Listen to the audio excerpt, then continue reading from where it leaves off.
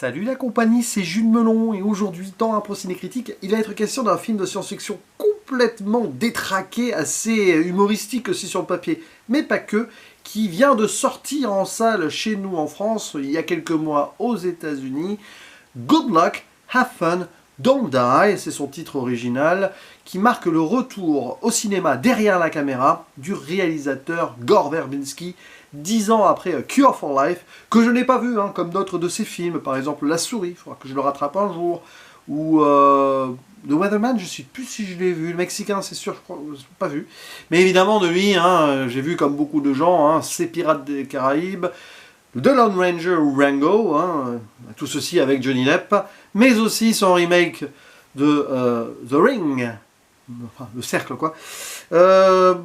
C'est un réalisateur qui a marqué son temps, j'ai envie de dire, et qui revient là, alors que beaucoup de gens l'avaient oublié, sur une idée de base écrite par Matthew Robinson, qui à la base voulait en faire une série. Peut-être que ça se ressent parfois.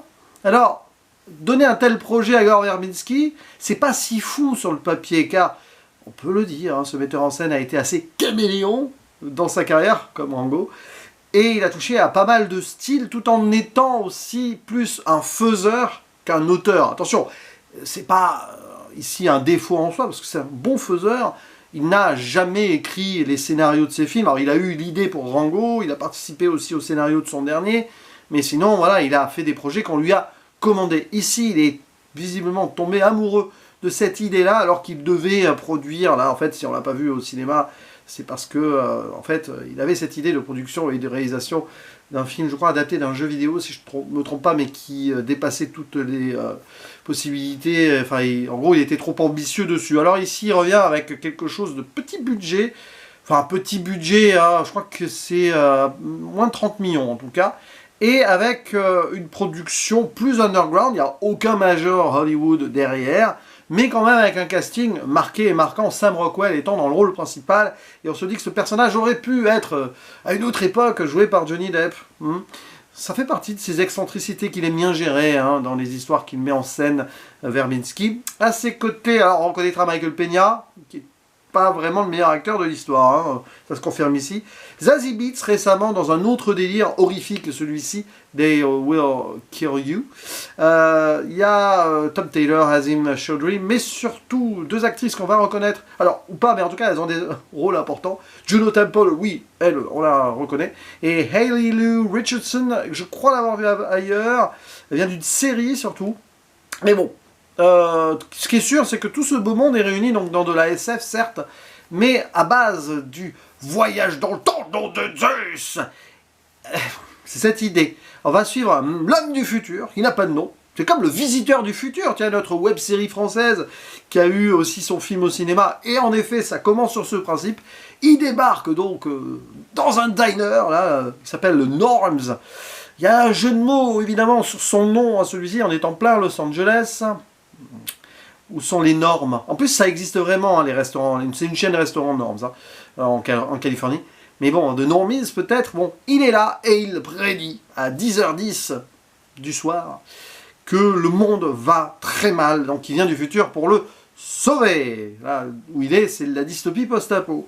Et il cherche des volontaires pour créer son équipe parfaite avec une combinaison spéciale qui ferait qu'avec les personnalités de chacune et chacun, ça pourrait fonctionner. Et c'est la 117e fois qu'il vient là. Alors c'est presque dommage, vu la thématique du film, je vais très vite y venir, que ce ne soit pas la 67e fois, 6-7, parce qu'on va aller dans le brain rot, intelligence artificielle là-dedans. Cette dystopie, visiblement, a été créée à cause de cela, et des gens qui, dans ce présent qui serait notre réalité, ou pas, les gens seraient en mode zombie sur leur téléphone à scroller tout le temps, donc l'idée du brain rot. J'en parle un peu, presque avec ironie, mais aussi bienveillance avec mes élèves. On en discute, on fait aussi ceci indirectement aussi à travers des cours, des documents qu'on utilise dans certains chapitres. Et c'est vrai que bon, c'est un phénomène actuel là, qui fait que il faut contrôler, ou plutôt, enfin contrôler. Il faut que chacun ait le contrôle sur aussi son utilisation des réseaux et ou de l'intelligence artificielle. Bon, c'est comme pour tout, c'est des idées obsessionnelles. Ça marche avec beaucoup de choses, pas qu'avec les réseaux sociaux ou l'intelligence artificielle. Mais que le monde pourrait courir à notre perte à cause de ça, en mode idiocratie ou non, mais là c'est plus visiblement l'intelligence artificielle qui aurait pris le dessus, un peu comme Terminator, hein, et plus si affinité, parce que alors là ça va être une constellation de références et de clins d'œil, dans un film qui cherche pourtant à insuffler autre chose, avec un Gore Verbinski qui a cherché tout le temps à faire un petit pas de côté autrement à travers ses cinémas. Enfin, il avait des ambitions, des intentions, tout en étant ramené et on dirait à la raison par des productions. J'en veux pour preuve, par exemple, son Lone Ranger, qui finalement restait dans des codes très Disney. Pirates des Caraïbes, c'était passionnant, hein, remettre le film de pirate au goût du jour. Mais bon, toute proportion gardée. Il a fait un remake d'un film japonais aux États-Unis. Et là, il veut remettre peut-être au goût du jour, enfin, avec des intentions louables, l'ASF style voyage dans le temps. Mais au final, alors que ça veut jouer sur sortir de la norme par ce délire-là, justement, reprendre connexion de nous-mêmes, et ben le film s'affale clairement sur totalement en fait ce qui pourrait être une sorte de Black Mirror mise en long métrage. Tant et si bien d'ailleurs, je ne vais pas encore rentrer dans la zone spoiler, mais je ne vais pas tarder, je ne peux pas trop tourner autour du pot, mais il y a des petites séquences qui nous renverraient à ce qui pourrait être des épisodes de Black Mirror, tout en évidemment recentrant dans le sujet principal de cette intelligence artificielle un peu triangulaire là, qui apparaît sur les téléphones. C'est intéressant parce qu'on a des backgrounds de 4 personnages, mais 3, enfin un couple et 2 autres. Je crois que c'est que ceux-là qui sont développés. Il y en a d'autres dans cette équipe qui peuvent peut-être ne pas faire long feu ou pas. Il y a cette ironie là de qui va survivre, qui va mourir, selon les 116 autres fois. Il y en a certains, c'est sûr, ils y passent tout le temps. Et en fait, ce qu'il peut annoncer va probablement souvent se vérifier. Et c'est ça, vraiment le problème d'un film ultra prévisible de tout, quasiment, quand bien même il y ait des choses, bon. Et donc, comme je le disais, potentiel Black Mirror, il y a même une histoire de pub mentionnée à l'oral par des gens, qui est dans, je crois, dans un épisode de la dernière saison, ou la saison d'avant, j'avoue, je sais plus trop. Et c'est terrible parce que, oui, c'était prévu comme une série, par le showrunner devenu scénariste là. Ça devait s'appeler d'ailleurs Don't Trust Anyone Under 30, de faire confiance à personne en dessous de 30 ans. Problématique de titre. Et qui va dans la problématique numéro 1 d'un film qui, quand même, a des relents, faut le dire, de vieux cons. Voilà.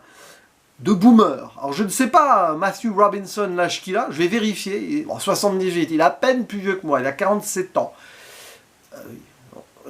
Mais quand même, Gore, je crois qu'il va avoir plus de 60 ans maintenant. Cette idée que les jeunes sont zombifiés. Oh là là, intelligence artificielle, le brain rot, et que finalement, à un moment, la menace indirectement vient d'eux, ils en sont la victime, mais c'est quand même aussi une sorte de menace. Il y a un discours donc dans les lycées de l'utilisation de ça, et même, ça revient, entre guillemets, beaucoup hein, sur le devant de la scène de certains films ces derniers temps, l'année dernière, Weapons par exemple, hein. Des tueries, des shootings, mass shootings aux États-Unis. Récemment, il y a eu un autre film, mais je ne vais pas dire lequel pour ne pas spoiler, celui-ci qui est sorti au cinéma il y a quelques semaines. Donc oui, c'est un mal américain global, un mal capitaliste, un mal de consommation. C'est un film qui se veut anti tout cela, mais enfin anti-société qui utiliserait trop ça, cette masse-là pour contrôler, et l'intelligence artificielle qui serait là en contrôle ou non, ou pas. Enfin, il y a tout un truc là-dessus qui a une révélation finale que je trouve un peu simple, mais qui donne lieu à quelques trucs. Donc le film est construit de façon que malheureusement on ne peut pas ne pas y voir quelque chose qui ne fait pas confiance à la jeunesse. Et ça me dérange un petit peu. Voilà. C'est cette idée-là que c'est pas contrebalancé par là, on a des personnages qui sont tous minimum 30 ans, justement. Et derrière, ça donne pas l'impression que le film, même si c'est évidemment dans un décalage, alors évidemment ça va très loin dans une satire qui pousse trop le délire peut-être, parce que finalement, je le disais, c'est juste un amoncellement de choses qu'on a déjà vues ailleurs et re-ailleurs et machin dans des films ou des séries, mais bon, vous allez me dire que peut-être tout a été plus ou moins dit là-dessus, mais dans une approche là qui se veut faussement moderne, un peu à la Everywhere, Everything All At Once, vaguement, hein, c'est pas les mêmes thématiques globales quand même si on s'y rapproche un peu. Ça se veut faussement, waouh, je rentre dans le truc, mais quand tu réfléchis, quand tu grattes derrière, c'est juste des choses qui sont en fait post-modernes plus que vraiment modernes ou autres. Là où Everything Everywhere All At Once réussissait vraiment autre chose, justement. Là, c'est beaucoup plus renfermé quand même dans un carcan. Et malheureusement, voilà, ça n'offre pas vraiment une réflexion autre, au-delà donc d'une satire qui va dans le déjanté un peu, et dans certains moments où ça dégoupille par l'humour, un humour noir, etc. Une forme de cynisme aussi qui traîne, et c'est un petit peu dommage et gênant du coup, parce que je ne suis pas certain que les jeunes générations devant ce film vont vraiment apprécier. D'ailleurs, le film a eu du mal à trouver son public aux États-Unis, parce que c'est pas vraiment appréciable pour un ado aujourd'hui, ça donne même l'impression que c'est voilà, c'est pour les adultes, et regardez maintenant, ouais, il faut dire aux gens, hein, tata, et puis contrôlez bien vos jeunes, hein, parce que aïe aïe aïe, voilà. Et donc référence absolue, alors dès qu'il arrive dans ce diner là, alors le visiteur du futur, je pense pas que ce soit volontaire, mais bon. Mais moi j'ai pensé à Pulp Fiction, il débarque là, bon, il y a cette idée, mais ça n'a rien à voir, rien à voir, je sais pas pourquoi j'ai pensé ça.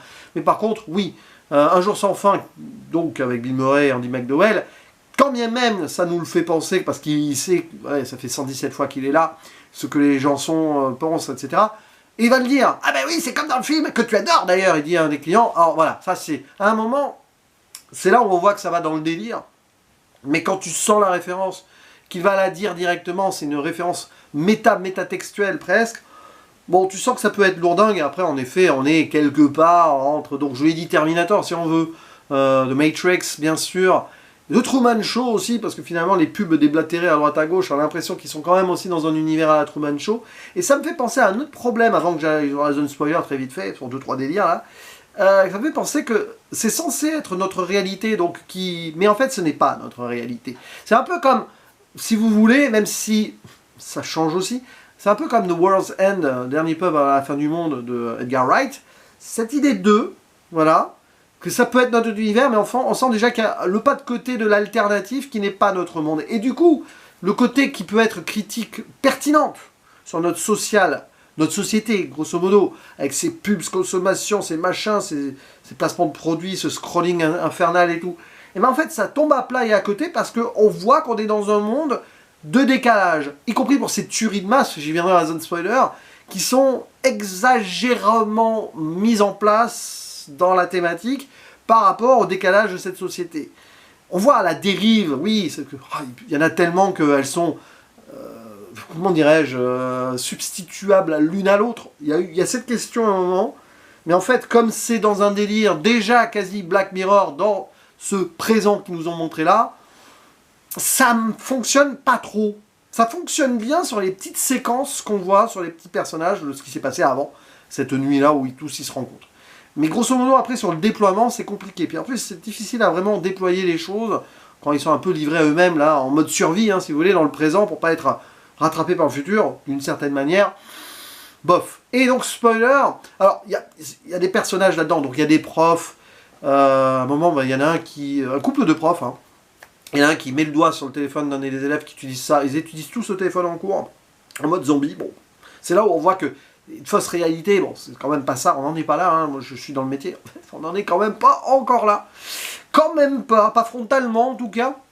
Et il met le doigt, alors ça y est, ça fâche. Et ils deviennent en mode zombie, brain rot justement. Alors c'est là où ça rappelle le dernier pub à la fin du monde, mais c'est pas de l'intelligence artificielle, là, quoique c'est quelque chose qui vient peut-être en mode équivalence. Mais je vous renvoie à ce film d'Edgar Wright si vous ne l'avez pas vu, je ne vais pas trop en dire si vous voulez le découvrir quand même. Cette idée-là, que bon, il y a ça, donc, et apparemment, bon, ça parle de tuerie, et puis après, donc, un autre personnage, on voit le trauma, c'est la meilleure scène du film, en soi, on découvre le trauma, tout ça. Elle vient de perdre son ado dans une fusillade à l'école, terrible, elle a trauma, et puis elle va voir d'autres mères de victimes qui, elles, sont complètement en mode, à la cool, attention, il va y avoir des embouteillages. Mais en fait, tu te rends compte que dans cet univers-là, et c'est là où on est vraiment déjà dans du Black Mirror, il existe une société mystérieuse qui clone les victimes, et donc elle peut récupérer son enfant cloné. C'est à l'aube du 6e jour, tiens, un film avec Schwarzenegger, où le méchant s'appelle Michael Drucker, hein, c'est pas une blague. Je crois que j'en fasse une vidéo un jour de ce film particulier. Oui, c'est ça, et un peu recloné, puis voilà, parce qu'il y a tellement de tueries qu'en fait, ils finissent tous par mourir, les ados, dans des tueries. Ouh, et là, vous voyez comment ça... Alors, je comprends l'idée de l'exagération, et comment ça vide le discours et le propos sur ce qui est vraiment un mal américain avec les armes à feu, et notamment dans les écoles. Et là, tu te dis... tu tombes dans une satire juste pour faire de la satire dans l'exagération, mais tu oublies vraiment peut-être le vrai discours. Et tu as une autre fille, alors, qui joue la princesse dans des anniversaires pour les enfants, hein, qui est allergique au téléphone portable et à la Wi-Fi. Et c'est balancé comme ça, c'est là où on voit que ça aurait pu marcher en épisode avec plus de développement.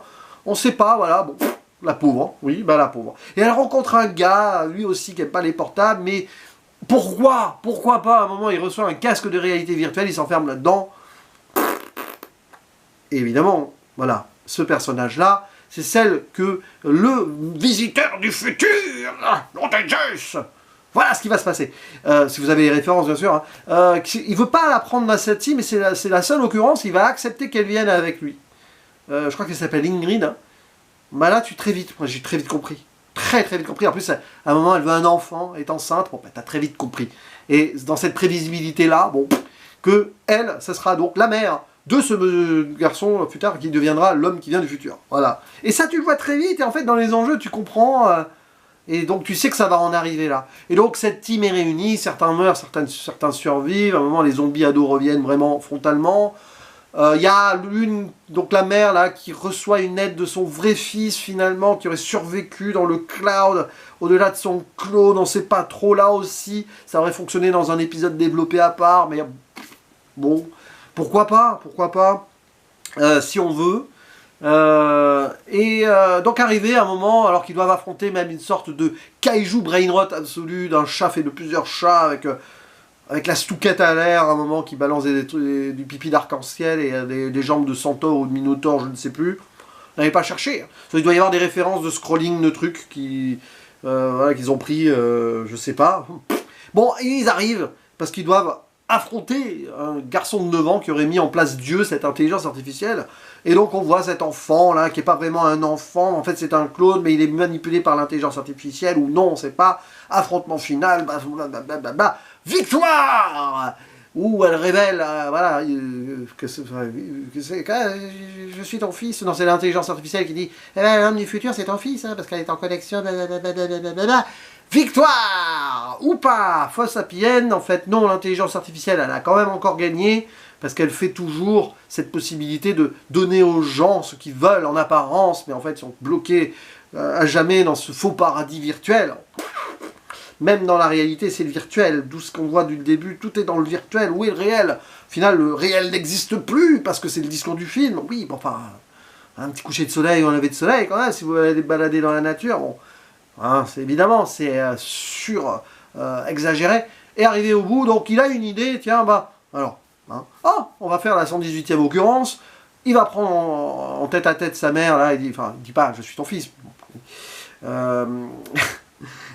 J'aurais pu rejouer un Star Wars là si vous voulez. Je suis ton père. Non mais à l'envers.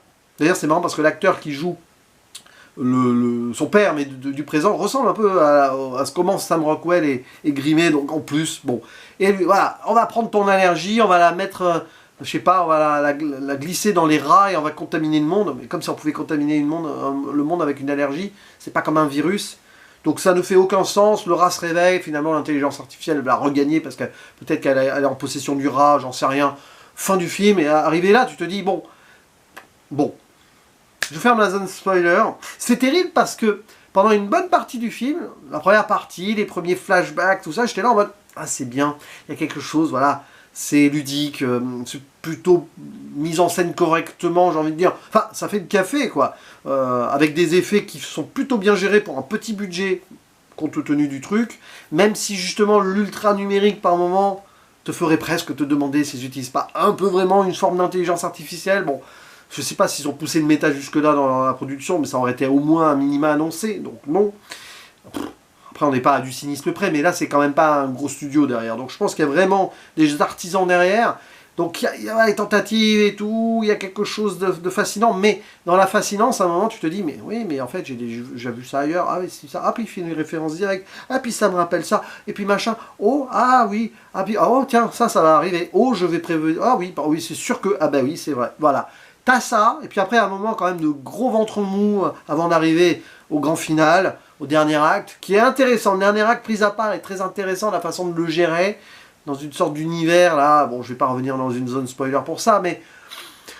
Non, arrivé au bout, tu sens qu'il y a une forme de vacuité, en fait, parce que dans ce que ça veut insuffler, injecter de nouveau, ça ne fait que ressucer des trucs, et avec un discours que je trouve dommageable sur un constat. Voilà, le film fait un super constat, en prenant tous les clichés potentiels de ce qui pourrait ne pas aller sur les réseaux, brain rot, intelligence artificielle, consommation, tout ça mélangé.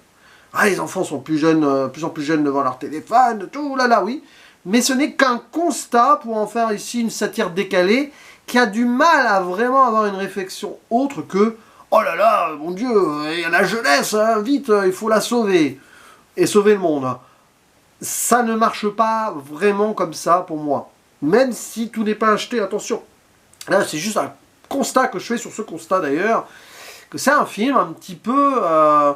ouais, de quelqu'un qui a plus de 60 ans à la réal et bientôt 50 au scénario, et c'est consciemment ça. Voilà. C'est pas réac non plus. C'est un peu technophobe, vous voyez. Mais attention, parce que voilà, on prend que l'envers négatif ultra exagéré, et on en prend les victimes pour en faire un petit peu en plus ces trucs qu'on peut plus contrôler, donc il n'y a plus vraiment d'humanité en dessous d'un certain âge. Ah, ça serait dommage quand même. Bah, c'est un peu le cas du film. Et donc, ouais, un peu compliqué. Voilà, mais c'est un délire, c'est fun, hein, si vous voulez passer un bon moment, ça peut passer. Je pense que ça va être un petit flop en France aussi, comme ça l'a été aux États-Unis. Mais n'hésitez pas à me dire en commentaire ce que vous en avez pensé, si vous l'avez vu, et si vous n'êtes pas d'accord, hein, je serais ravi, évidemment, quand même, de débattre un petit peu avec vous. Voilà, et je vous dis donc à la prochaine. Ciao. Hein.